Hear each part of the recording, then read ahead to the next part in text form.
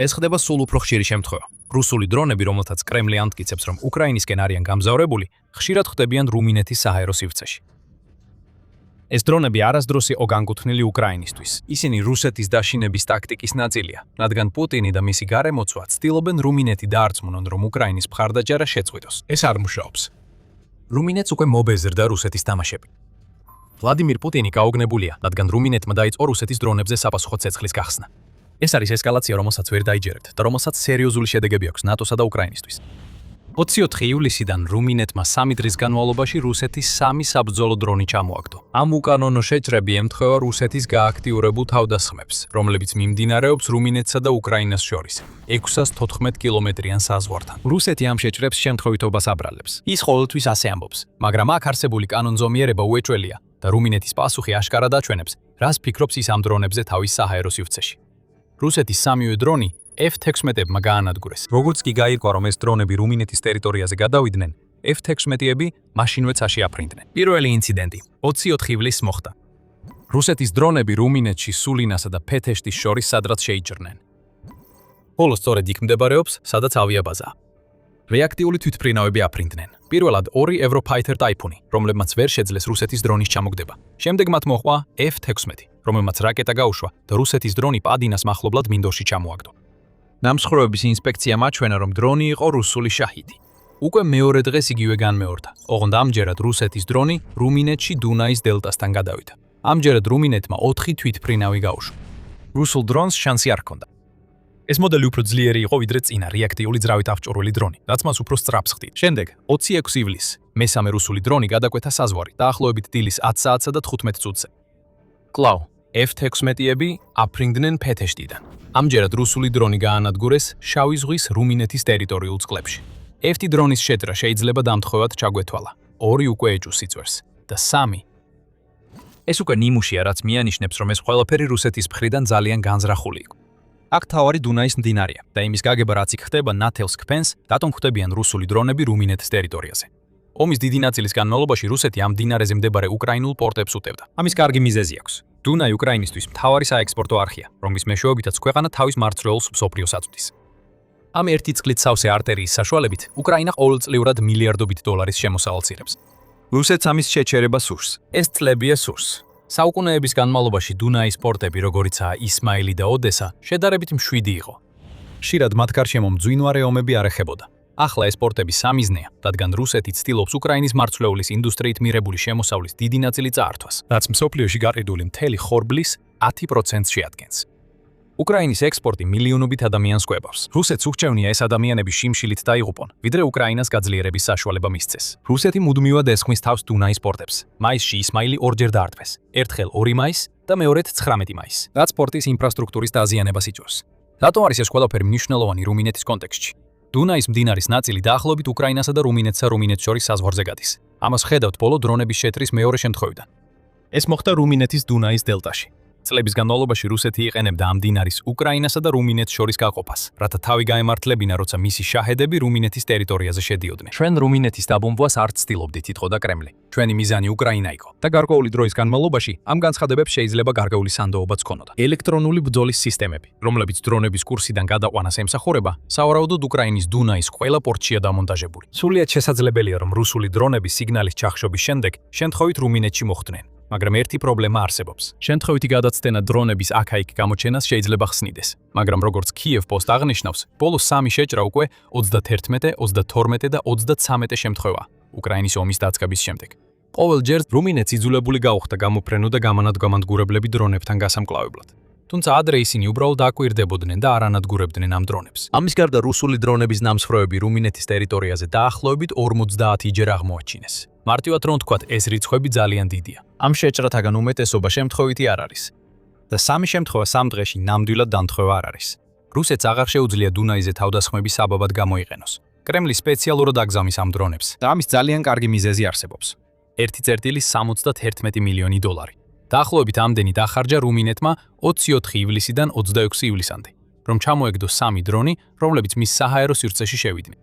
ამაშია კრემლის მთელი ჩანაფიქრი. რუსეთს კარგად ესმის, რომ ყოველ დრონზე, რომელსაც ის აგზავნის, რეაგირება უნდა მოხდეს. თუ ეს გულისხმობს თვითმფრინავების აფრენას, მაგრამ არა სროლას, მაშინ ეს მისაღები. საწო იხარჯება და ფული მაინც იწვება იმ გაფრენებზე, რომლებიც სხვაგვარად არ მოხდებოდა. მაგრამ ეხლა, როცა რუმინეთი რუსულ დრონებს ცაში ანადგურებს, ეს ხარჯი კიდევ უფრო იზრდება.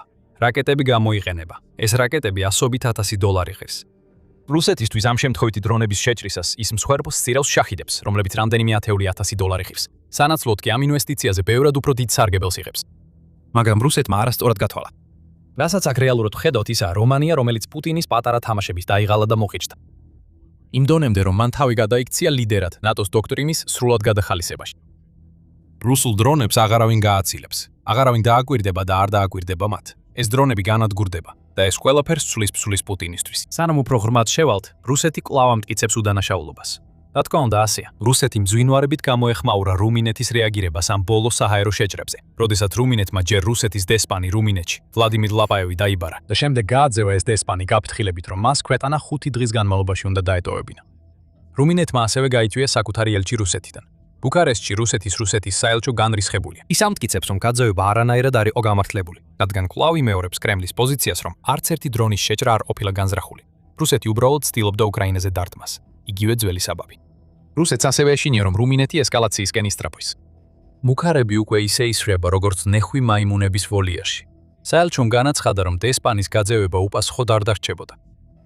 და რუმინეთმა სჯობს არ განახორციელოს საზღვრის გარმა ოპერაციები, რადგან ეს ნიშნავს, რომ ქვეყანა პირდაპირ ერთვება უკრაინის ომში და რუსული პასუხის რისკის ქვეშ ატენებს თავს. რუმინეთს არ განუხორციელებია არც ერთი საზღვრის გაღმა ოპერაცია და არც კი მიანიშნებია, რომ შეიძლება მსგავსი რამ გააკეთოს. ამიტომ რასაც ხედავთ ამ გაბრაზებულ რეაქციაში არის ის, რომ რუსეთი პასუხობს რუმინეთსა და ნატოს საზღვრების გამოცდის შედეგებს, რომლებიც მის სასარგებლოდ არ დასრულდა.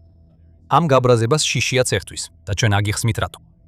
მაგრამ სანამ ამას გავაკეთეთ, შეგახსენებთ, რომ თქვენ უყურებთ სამხედრო შოუს. თუ ჩვენს არხზე საინტერესო ინფორმაციას იღებთ, გამოიწერეთ არხი და ჩართეთ შეწყობინებები, რომ არ გამოგჩეთ ჩვენი მომავალი ვიდეოები. ჩვენ ხედავთ ცვლილებას ორ დონეზე, რუმინეთის მიერ რუსული დრონების განადგურებაში. პირველი დონე არის ის, რას ნიშნავს ეს ყველაფერი თავად რუსეთისთვის. შემდეგ არის უფრო ფართო დონე, რომელიც მოიცავს არა მხოლოდ რუმინეთს, არამედ რუსეთს, ნატოს და უკრაინასაც კი. რუმინეთისთვის, რაც ჩვენ ვიხილეთ ივლისის 24-დან 26-მდე, იყო პასუხის განხორციელება რუსულ დრონებზე, რომელიც დიდი ხანია მზადდებოდა.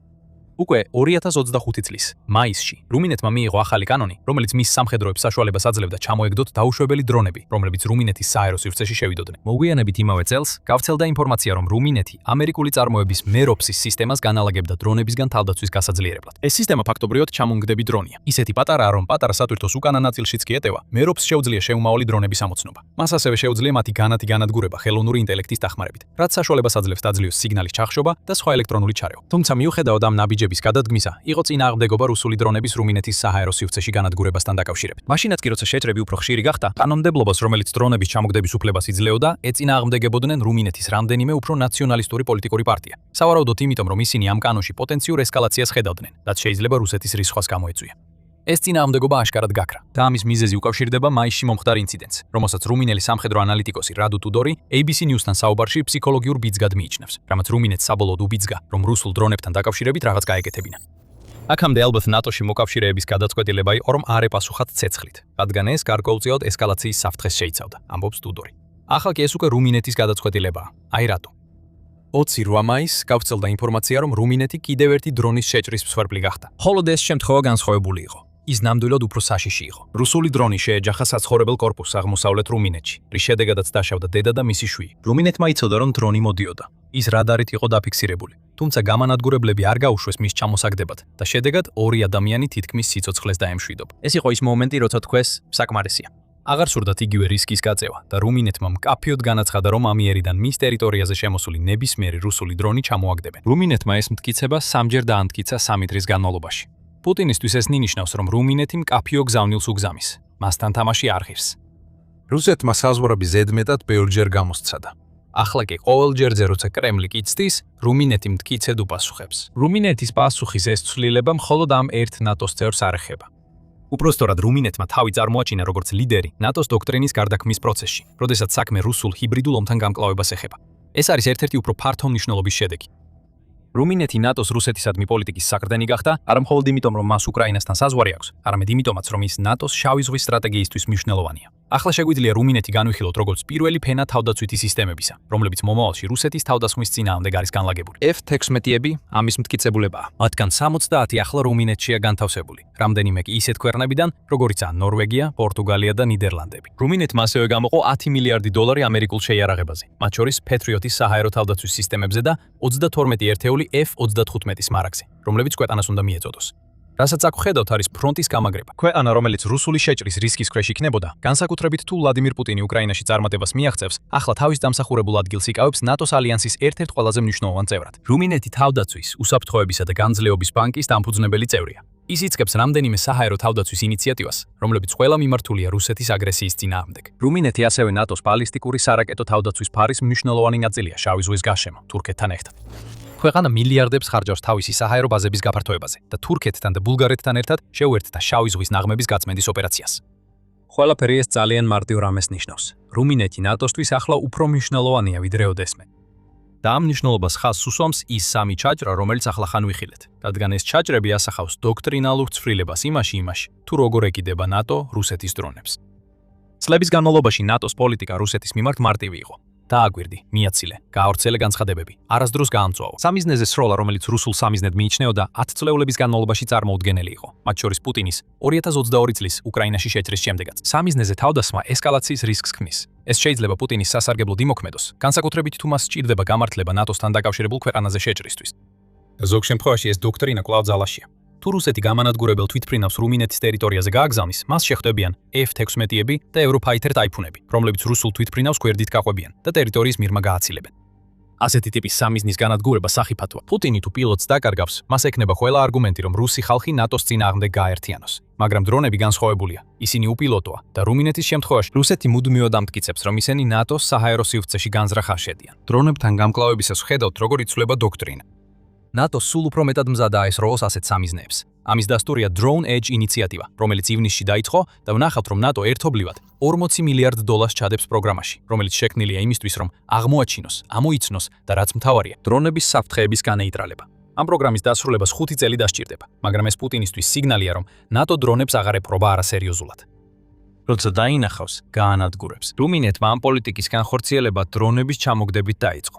შეკავება აღარ არის პროცედურა. ახლა აქტიური პასუხია. როგორც თქვით, ამ დოქტრინალურ ცვლილებაში გარკვეული მანევრის შესაძლებლობა არსებობს. ნატოს ქვეყნები არ აპირებენ ჭრილოვანი ფლოტის გემების, ჯაშუშური ხომალდების ან გამანადგურებელი თვითმფრინავების აფეთქებას, რომლებიც ნატოს ტერიტორიაზე შეიჭრებიან. ბალანსი უნდა იყოს დაცული. და ეს ბალანსი როგორც ჩანს იმაში მდგომარეობს, რომ თუ რუსი ჯარისკაცები არიან ჩართული, მაშინ სამიზნეს არ დაარტყამენ. მაგრამ დრონები სამიზნედ ითვლება. და მიუხედავად იმისა, რომ დრონების ჩამოგდება ამჟამად ბევრად უფრო ძვირად ღირებული რაკეტების ხარჯზე ხდება, ვიდრე თავად ეს დრონებია, ეს ჯერჯერობით მისაღებია. უფრო ეფექტური თავდაცვა მალე გამოჩნდება. შესაძლოა რუსეთში ახლა ვიხილეთ გარდამტეხი მომენტი. მან გაანადგურა რუსული დრონები და პასუხად მიიღო მხოლოდ იგივე გაბრაზებული და უძლური მუქარები, რასაც რუსეთი წლები აჟღეებს.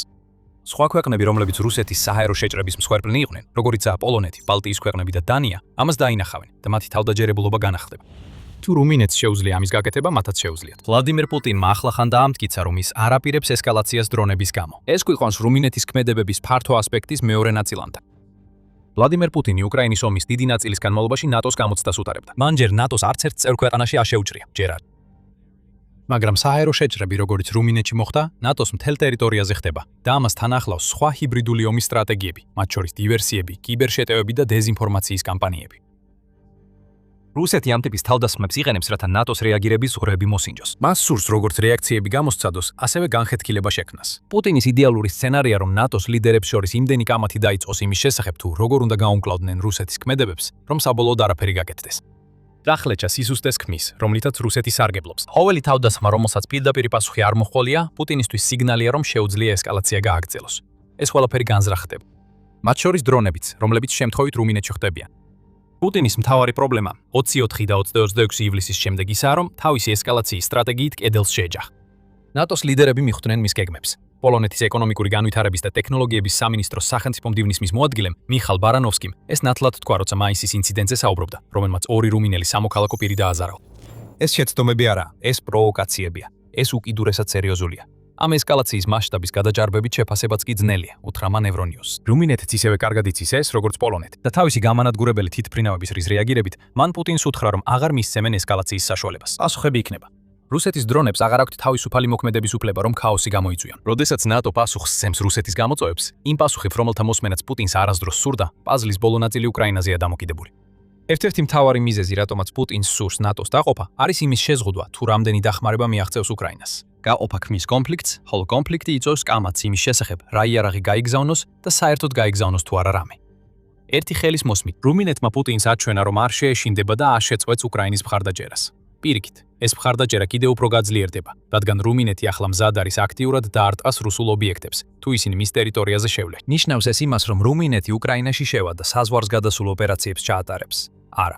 მაგრამ ეს სავარაუდოდ ნიშნავს, რომ რუმინეთი კიდევ უფრო გააძლიერებს უკრაინის მხარდაჭერას. ეს ძალიან მნიშვნელოვანია, რადგან რუმინეთი უკვე იყო უზარმაზარი ნაწილი უკრაინის სამხედრო მანქანაში. კიევ-პოსტმა რუმინეთი უკრაინის ყველაზე მეგობრულ ჰაბად მოიხსენია იანვრის სტატიაში და აღნიშნა მისი სტატუსი როგორც ნატოს მეორე უმთავრესი მარშრუტი, რომის მეშვეობითაც უკრაინას ნატოს წევრი ქვეყნების მიერ გადაცემული იარაღი მიეწოდება. რუმინეთი სავარაუდოდ ასევე იქნება უკრაინის სამომავლო აღდგენის ერთ-ერთი მთავარი პარტნიორი. მისი მდებარეობის გამო დუნაის კორიდორში და იმ სარკინიგზო და საავტომობილო გზების მოდერნიზაციის პროექტების გამო, რომლებიც ამჟამად ქვეყანაში მიმდინარეობს. ეს ყველაფერი რუმინეთს უკვე აქცევს უკრაინისთვის მნიშვნელისთვის მნიშვნელოვან ლოგისტიკურ ჰაბად და დროთა განმავლობაში ის კიდევ უფრო განვითარდება და გაძლიერდება. მარტში რუმინეთმა და უკრაინამ ხელი მოაწერეს ახალ სტრატეგიულ შეთანხმებას, რითაც წარსულში ტერიტორიული დაავებიდან წარმოშობილი სიფთულეები გადალახეს და ორი ქვეყანა რუსული აგრესიის ფონზე მტკიცე მოკავშირეებად და ჩამოყალიბდა. ასევე მარტში რუმინეთის პრეზიდენტმა ნიკო შორაშანმა განაცხადა, რომ მისი ქვეყანა მხარს უჭერს უკრაინის გაწევრიანებას ევროპის კავშირში. რაც კიდევ ერთი კავშირია კოლექტიურ დასავლეთთან, რომლის ხილვაც პუტინს არ სურს.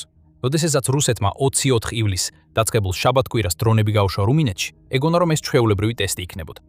კიდევ ერთი ზეწოლა საზღვრებზე, კიდევ ერთი შანსი, რომ შეეშინებინა ბევრად პატარა ქვეყანა. მაგრამ ეს ტესტი პუტინს უკან დაუბრუნდა.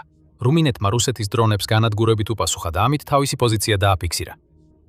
არა მხოლოდ როგორც უკრაინის მოკავშირემ, არამედ როგორც ერთ-ერთმა მთავარმა ქვეყანამ ახალ ფრონტზე, რომელიც ნატოსა და რუსეთს შორის ყალიბდება. დოქტრინა შეიცვალა. დაკვირვება განადგურებად გადაიქცა.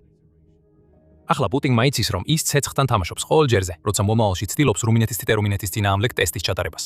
ეს არ ყოფილა კარგი თვე რუსეთისთვის, რომელიც ცდილობს პუტინის აკვიატებული სურვილის შესრულებას, უკრაინის დაპყრობას და ნატოს დაზიანებას. უკრაინაში რუსეთის გენერლები იმდენად სასოწარკვეთილები იყვნენ, რომ პუტინისთვის მოეწონებინათ თავი რომ უთხრეს პუტინს, რომ რუსეთმა კონსტანტინივკა დაიკავა. გენერლები იტყუებოდნენ. რეალობა ისაა, რომ უკრაინის ბრწყინვალე ძალებმა რუსეთის ჯარები დამანგრეულ მახეში შეიტყუეს. გაიგეთ მეტი ამ მახის და მისი ფართო შედეგების შესახებ ჩვენს ვიდეოში. თუ მოგეწონათ ეს ვიდეო, არ დაგავიწყდეთ გამოიწეროთ სამხედრო არხი და დააწყაპონოთ შეტყობინების ზარზე, რომ არ გამოგჭეთ ჩვენი უახლესი სამხედრო მოვლენების გაშუქება უკრაინაში, ევროპაში და დანარჩენ მსოფლიოში.